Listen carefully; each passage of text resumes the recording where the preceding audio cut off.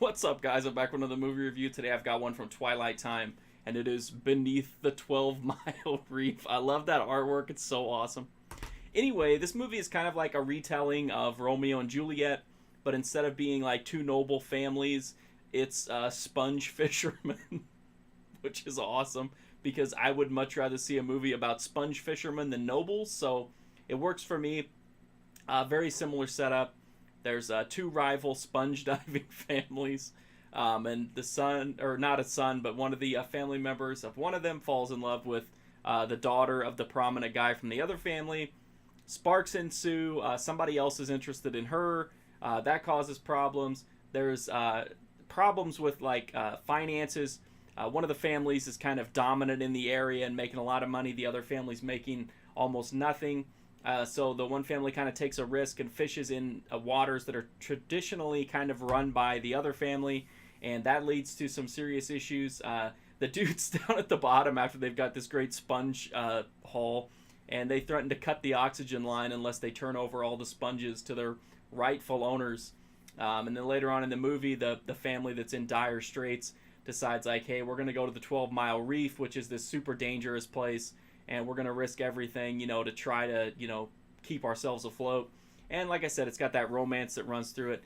This is a decent movie. I found it to be really interesting just because it has a lot of, like, colorful characters in it. I love, like, and don't get me wrong, this is not a pirate movie, but I love, like, the pirate lifestyle. Even though these are kind of, like, more ruthless sponge fishermen than pirates, it still has a little bit of that, like, aquatic swashbuckle to it, I guess.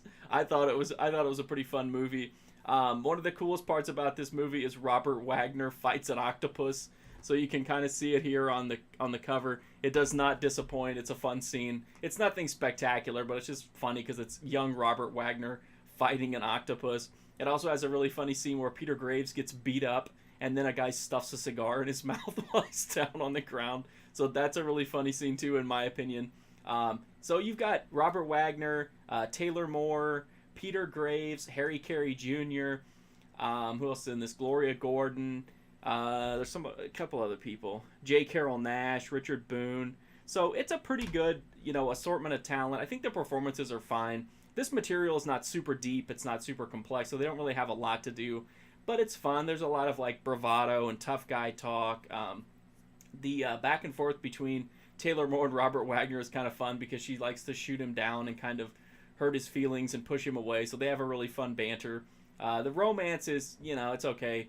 I think the, like, tough guy macho act works better for this movie. And just kind of the goofiness that the whole thing takes place in a world of sponge fishermen. I don't know why I'm so fascinated by that, but I am.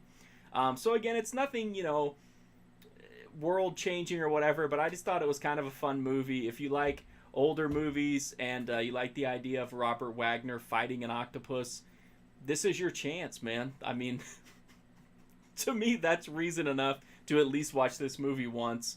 The Blu-ray is from Twilight Time, which means it's limited to 3,000 copies.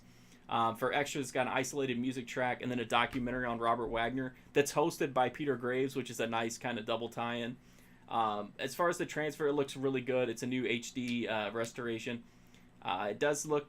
The image looks like it was, like, a little muted, but I think that's probably just inherent to the material. It looked really clean. It looked really detailed. I didn't notice any, like, over scrubbing or processing. It looks really good, so I didn't have any complaints there. This movie was mistakenly thought for a long time to be in the public domain, which means there are a lot of really bad looking copies of it out there.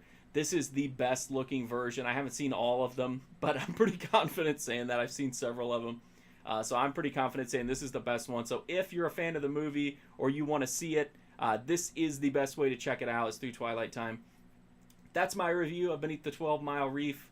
Hope you liked it. If you want to read my full write-up of the movie, you can go to markfusion.com and read that, as well as tons of other Twilight Time movie reviews, as well as tons of other just movie reviews in general. Over 1,000, well over 1,000 by the time I made this video. I'm also on Instagram, Twitter, Twitch, Patreon. If you want exclusive content, if you want to see what I've been watching and what might come here soon, you can follow me on Letterboxd. All of that is at Mark Fusion. But the best thing you do to help me out is just hit that sub button. Free, easy, direct way to help me out. I don't want to have to go back to the dangers of sponge fishing, but, if I don't get the support here, I guess I'll have to. I'll have to review part-time fight octopuses full time. It's not my strong suit. I'd rather review movies, but you know, it is what it is.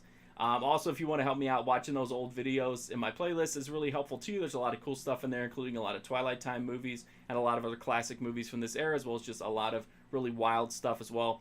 So thank you so much for watching this video. I do greatly appreciate it. Hopefully I'll see you guys soon.